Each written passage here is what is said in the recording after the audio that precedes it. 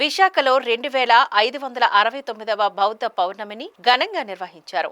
భారతీయ బౌద్ధ మహాసభ ఆధ్వర్యంలో విశాఖ పౌర గ్రంథాలయంలో ఏర్పాటు చేసిన కార్యక్రమంలో ఆ సంస్థ అధ్యక్షుడు పి సుదర్శనం ముఖ్య అతిథిగా పాల్గొన్నారు. గౌతమ బుద్ధుని చిత్రపటానికి బౌద్ధ ధర్మాన్ని స్వీకరించిన వారికి నివాళులర్పించి ప్రార్థనా గీతాన్ని ఆలపించారు. ఈ సందర్భంగా భారతీయ బౌద్ధ మహాసభ అధ్యక్షుడు సుదర్శనం మాట్లాడుతూ వచ్చే నెలలో బుద్ధగయ వేదికగా జాతీయ బౌద్ధ సమ్మేళనాన్ని నిర్వహిస్తున్నామని, మహాబోధిని బౌద్ధులకు అప్పచెప్పాలన్నదే తమ లక్ష్యమని తెలిపారు. నమామి సంగం నమామి సాధు సాధు సాధు. మిత్రులారా, ఈరోజు 2569 బుద్ధ పౌర్ణమి సందర్భంగా విశాఖపట్నంలో పౌర గ్రంథాలయంలో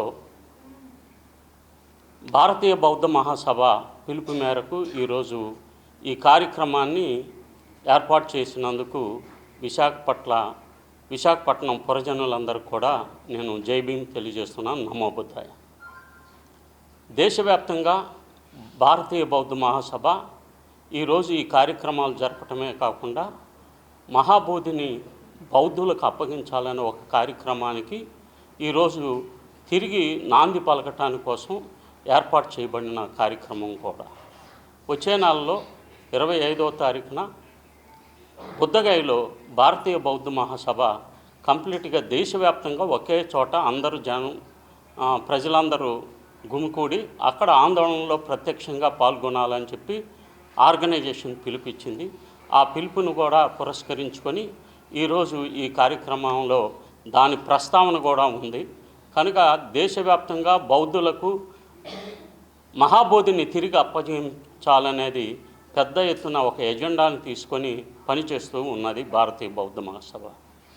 బుద్ధుని యొక్క తత్వ మార్గమైన అత్తదీపోభవ, మీ యొక్క వెలుగును మీరే వెలిగించుకోండి అనే ఒక సూత్రాన్ని ఆధారంగా చేసుకొని ఈరోజు మన సమస్యలను మనమే పరిష్కరించుకోవటానికి బౌద్ధులు దేశవ్యాప్తంగానే కాకుండా ప్రపంచవ్యాప్తంగా ఉన్న వారందరూ ఏకమై ఒకే ఎజెండా లక్ష్యంతో పనిచేయాల్సిన అవసరత భారతదేశంలో ఉంది. తిరిగి భారతదేశాన్ని బుద్ధ భూమిగా, ఆంధ్రప్రదేశ్ను అంబేద్కర్ ప్రదేశ్గా మార్చాలనే ఒక సదుద్దేశంతో రాష్ట్రంలోనే బిఎస్ఐ ఒక ఎజెండాగా పనిచేస్తుంది.